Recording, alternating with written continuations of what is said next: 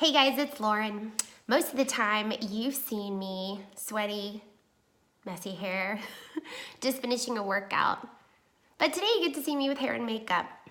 I like to come on and share encouragement, joy, light, but behind that are some pretty dark places. And so today I just wanted to touch on them for just a few minutes if you'll give that to me. I want to talk about shame, secrets, hiding, illness, triggers, emotional eating. And I can talk about these things because I've been through them. And my point in sharing today isn't to dive into a dark place and be negative. It's to be positive, to bring encouragement, to bring light, to bring joy, and to encourage you in your strengths and your abilities to overcome, not focus on the past, not be stuck in the past, and to maybe address some areas of your life where you are struggling and you're feeling shackled. So most of the time we get to hear people talk about how food is a drug for them. It's a comfort.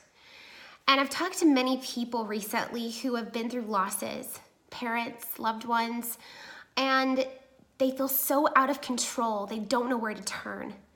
And so where they turn is food. It's comfortable. It fills that hole. When you don't know where to go, when you don't know how to process, when you're frustrated, when you're looking for answers and you just don't have them, food is the answer for some. And after a while you realize, oh my gosh, what happened? I lost myself. Now I have to fight to get me back. Have you heard someone say that? I have, recently. And it seems like such a chore and so difficult. But you guys, I'm here to tell you it's not. It's not. It can be simple. Or if you're like me, you use food as a control. So many things were out of your control. And so that was the one thing that you could literally control because you're the one who feeds yourself. As a teenager, I was looking for acceptance. I was looking to fit in. I felt pressure, self-imposed. I felt stress. I was trying to be perfect. And the way to do that in my mind was to be skinny. So I turned to food as something I could control when other things seemed so out of control for me. And it was a downward spiral. And it led to many other things that I didn't even think about. Long-term issues that began to plague me. And praise God, I was able to overcome that, find strength, but there was a long stretch of time where I know I scared a lot of people. And I thought I was invincible. But it was just food. Food is supposed to nourish us. Food is supposed to help us. It's supposed to give us energy. It feeds our bodies so that we can live out our purpose. It's not something to control, and it shouldn't have control over us. So I talked to someone the other day. I have this past, where I experienced it, and I had people write me letters and even had a mild form of an intervention because people were worried about me. And so I've lived that side of it as the teenager, as the stubborn teenager who thought she had all the answers. And I didn't. I didn't know where to start. I didn't have a game plan. In my teenager mind, I knew what I was doing, and I didn't. But recently, I've been able to use that knowledge and experience to help other people. That's where I believe that God uses our pain for a purpose. Didn't think I was going to get emotional. And he does, to show what is possible, to show how you can overcome, to show how you can thrive, how you can become stronger. I was in a doctor's office not too long ago, and I know what one of my triggers is, and it's being weighed. I know now that the scale is not a good representation of what's actually happening in my body. Because women, we fluctuate a lot. And I might look smaller, but I weigh a lot more than you think because I've chosen to focus on building muscle. It's great, right? Burns metabolism. It's awesome. But I went into this office and they want to weigh you. And I said, no, thank you. And I've learned, don't be ashamed of that. If you know your triggers, stay away from them. And you don't have to explain yourself, but at least know them. And that took me a very long time to learn. And so I just explained, it's just a trigger for me. And if I was underweight or overweight, I think you would know. So I went and sat in the office. And I waited for quite a while.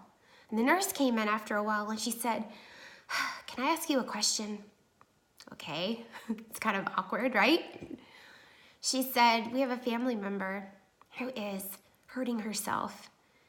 She has been in a clinic a couple times, and we're just worried that she is killing herself.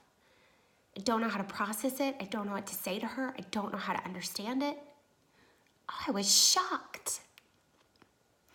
But you know what? I was able to help her understand because I could relate and share the other perspective of why. And now looking back, I'm not ashamed of that. That was how I dealt with being out of control. But it helped her understand and reconcile and know how to speak to that family member. So here's the thing. If you're struggling with food, it was put on this earth to give us nourishment. If you don't know your triggers, let's explore that. Let's think about that. Let's talk about that. If you don't know how to start, it can be simple. Don't let it overtake you.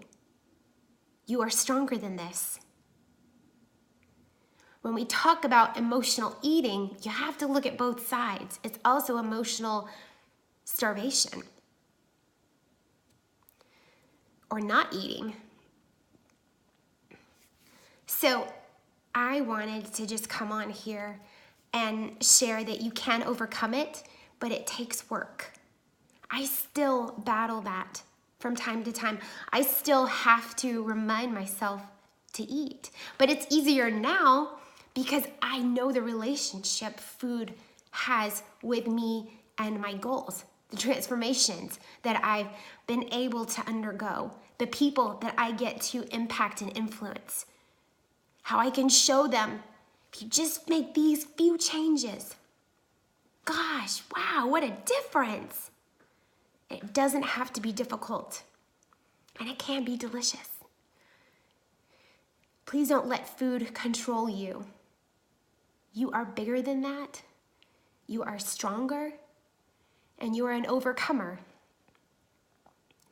And so, if this is something that, strikes a chord with you, I get it.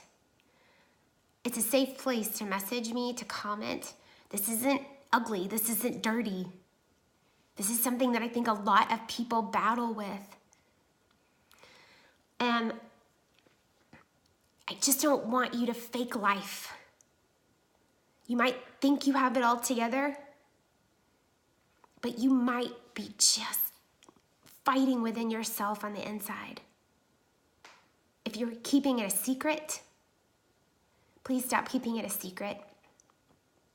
Please share with someone or share with me. I can handle it. It's super emotional for me, but I know it's something that I've been called to share and help people with. And so I'm ready to carry that burden and lighten the load for you just a little bit. Because I'm super thankful that my hair is healthy, that I have 2 healthy kids, that I have energy to do the things I want to in life, and that I made a change when I needed to. I hope that you will make a change if you need to as well. So I still want to share joy and encouragement and light, but maybe with a little less makeup from now on. I enjoy it, but the real me is sweaty just finished her workout, hanging out at home in some workout clothes. So, God bless you, and I hope to get to know you, and I really hope that this meant something to you. And if you need to share it with someone, please feel free to share it. And if you need to reach out to me to just talk things out, I'm here. Okay, God bless.